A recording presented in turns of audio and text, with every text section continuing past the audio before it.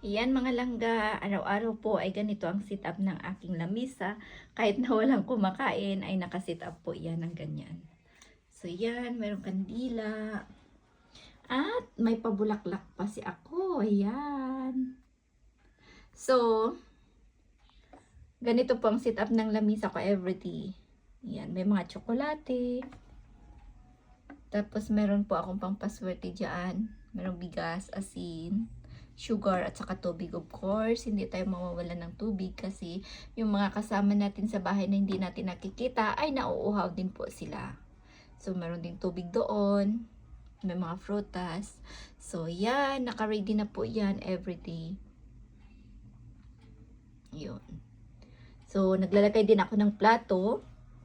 Ayan, na malinis, kutsara.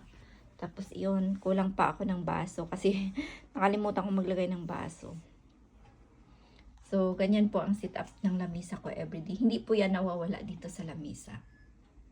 Pag naubusan, di bibili ulit, tas lagyan ulit. So, kung gusto nyo rin magaya, gayanin nyo rin. Yung ganitong sit up, may bulaklak po dyan. At hindi po siya nawawala ng kandila lagi. Yan. So, yun lang po mga langga.